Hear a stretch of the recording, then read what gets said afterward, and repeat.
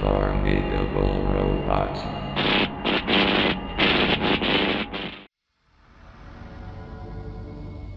Steven Hillenburg is one of the better-known names in animation.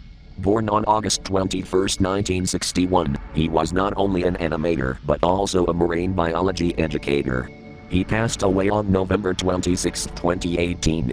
He is best known for creating shows like Rocko's Modern Life and SpongeBob SquarePants, the latter of which continues to air to this day. What many people don't seem to know is that Hillenburg once created an educational film featuring the Bikini Bottomites, using real-world sea creatures that resembled the characters from the show. This project was conceived long before SpongeBob SquarePants debuted in 1999.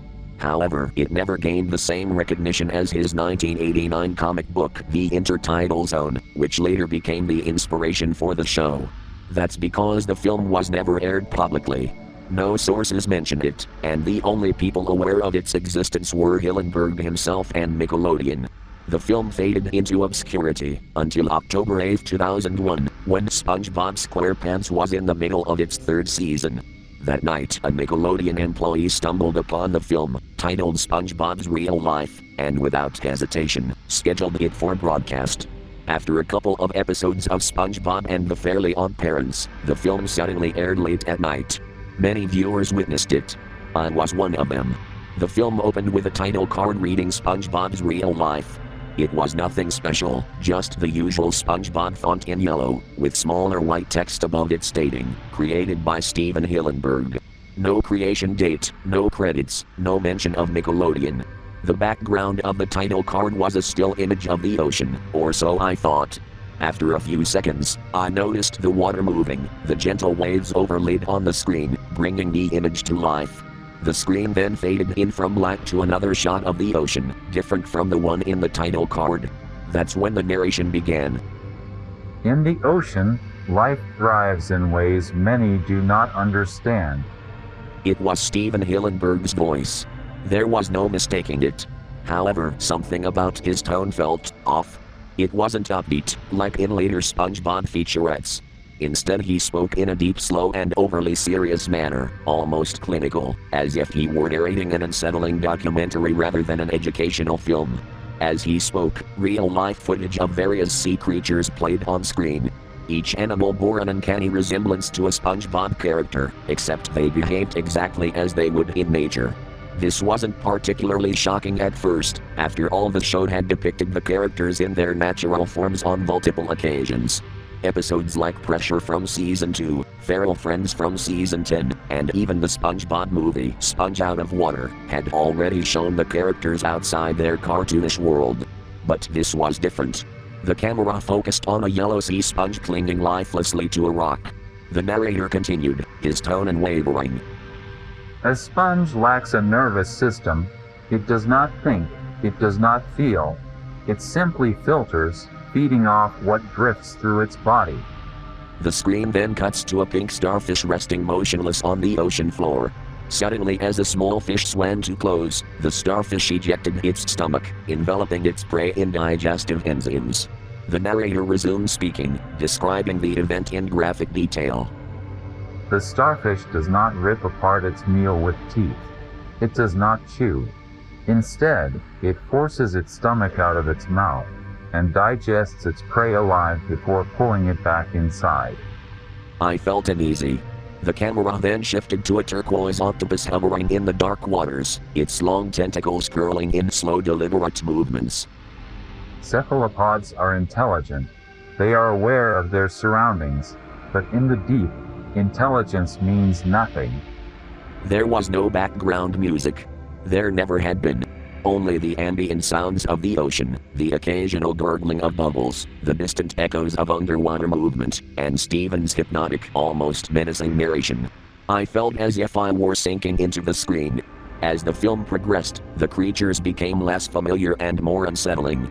The camera descended into deeper, darker waters. Hillenburg's voice grew even more ominous. Life still exists, even in total darkness. Out of the shadows, an anglerfish appeared, its bioluminescent lure glowing eerily. Its massive jaw opened, revealing long needle-like teeth. Then a flashlight illuminated the seafloor, revealing an enormous Japanese spider crab. It moved its spindly legs naturally across the ocean floor, its alien-like appearance making my skin crawl. And then came the scene that would haunt many children for weeks. Above the crab, something stirred. Long and nervingly thin arms drifted motionlessly in the dark water. The camera panned up, revealing their source, a big thin squid. It floated eerily, its elongated limbs extending into the abyss like tendrils. The way it moved, slow, deliberate and natural, sent shivers down my spine. The footage lingered far too long. It was real. Unaltered. Yet something about it felt wrong.